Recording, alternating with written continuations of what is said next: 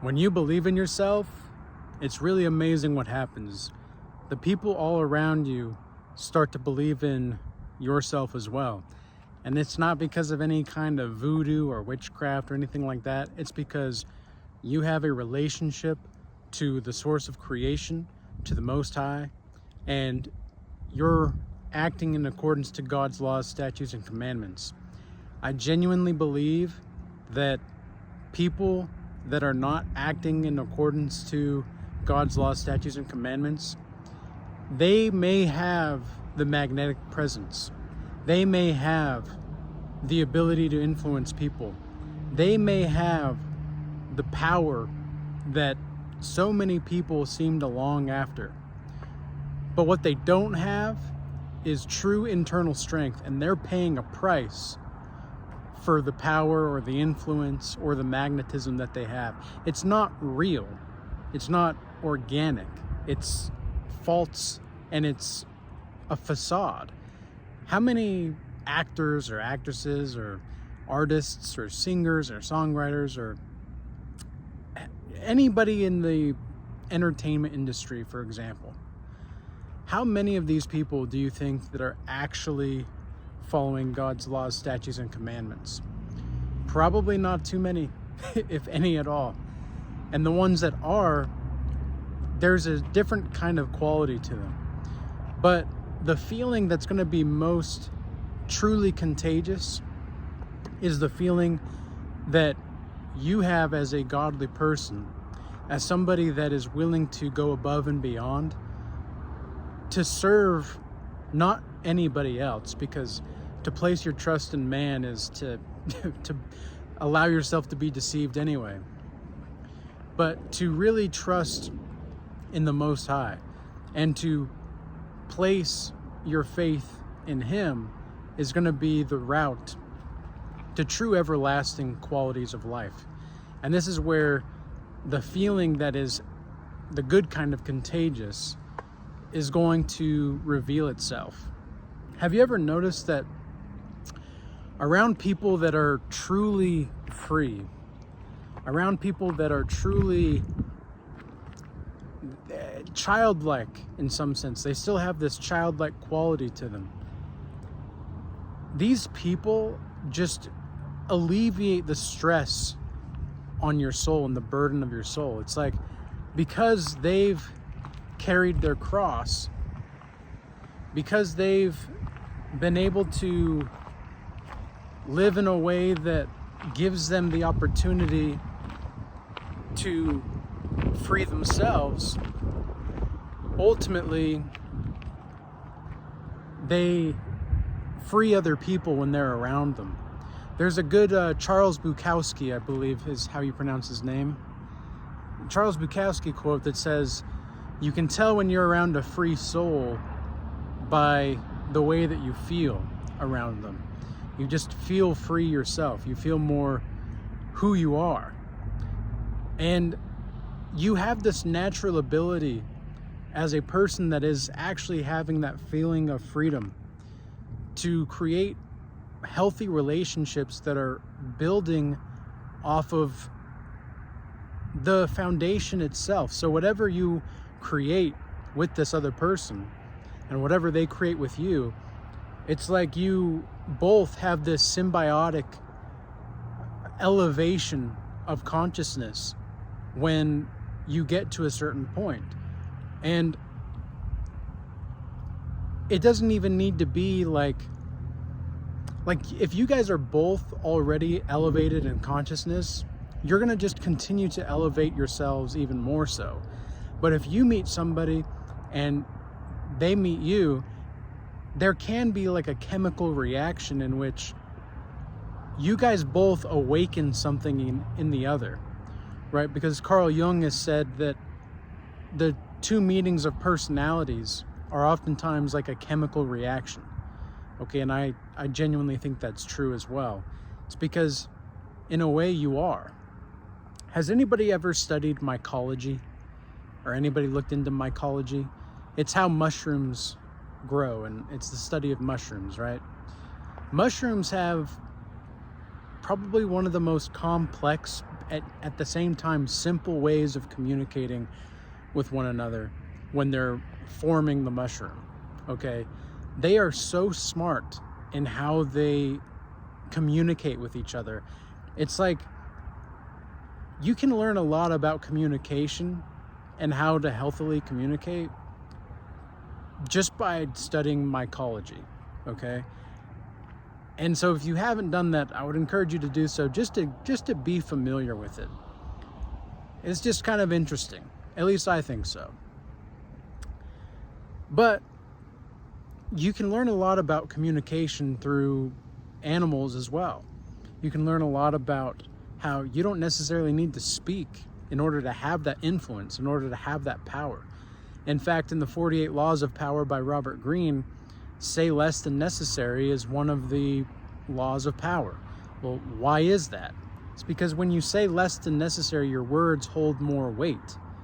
And especially if you're somebody that is pure, that is practicing purity, that you're celibate, you're abstaining from drugs or alcohol and such like that. It's like you move through the world in such a pure way that some people are almost scared of it. And it's like they have this reverence for you, but at the same time, they have a fear for you. Because you carry the presence of God, and you're somebody that actually fears and loves God. And so in a way, people are almost inclined to see you as a representative of God, even though they may not understand it to be that way. It's like, because you have this quality about you that shows you and demonstrates to the people around you that you're someone that's to be revered but also feared, because that lion can come out, baby. That lion can come out if it wants to. It doesn't need to, but if it wants to, it will. You know, I made a video not too long ago called "You Tried Being Courteous, It's Time to Be Ruthless." What I also mean to say is that because you're somebody that, whether they respect you or reject you, they're going to feel something about you. That's exactly what I mean. And if they're not respecting you, if they think that they can walk all over you or take advantage of you or something, show those people the ruthless side. And I'm not saying that you need to be violent. I'm not saying that you need to be extremely aggressive. I'm just saying that you need to be able to have a backbone and hold your own. Have a spine. Have a spine and move accordingly, because the people, there's a lot of people out here that don't want to see you be the man or woman that you're supposed to be, the man or woman that you're destined to be. And the reason being is because many of these people are operating as agents of the devil. They may not even know it. Okay, they might not even know it. And that's what's so crazy, because I've seen a lot of people, dang, I just got like a big mosquito bite there. The energy vampires are out, man.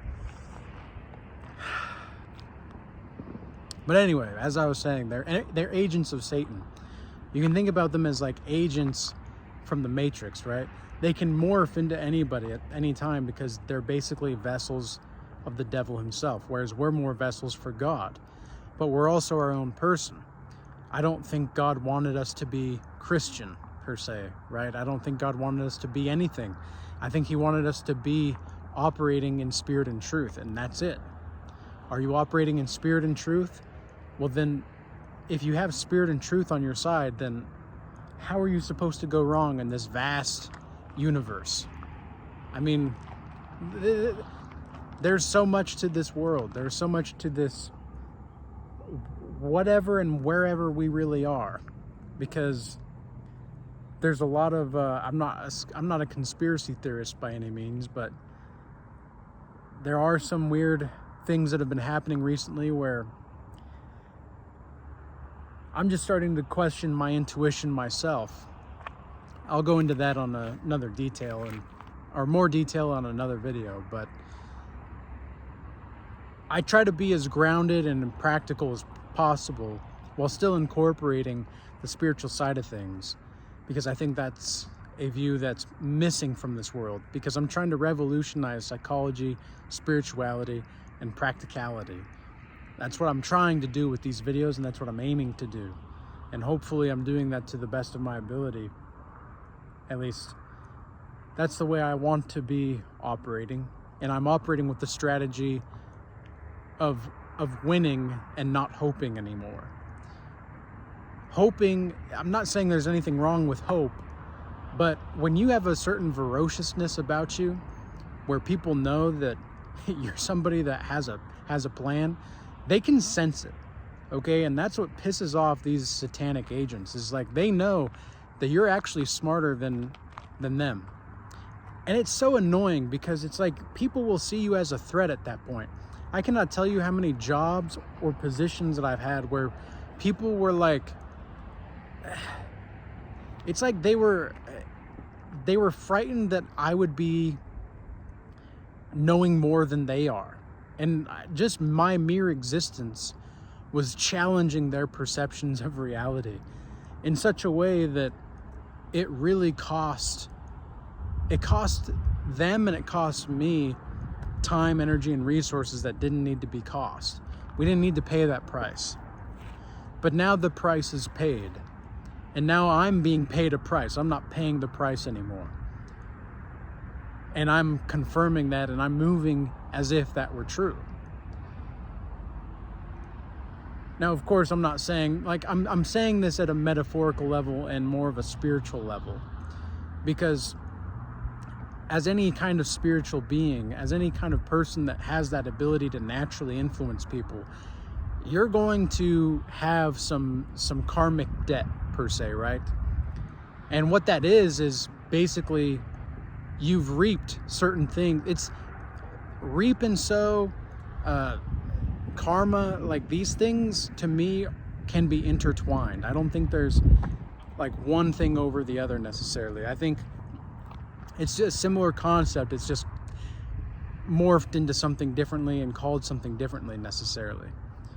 But karma, I do think that karma is real, and I do think karma can be a bitch sometimes, because what you're reaping and what you're sowing are going to reflect the works that you do.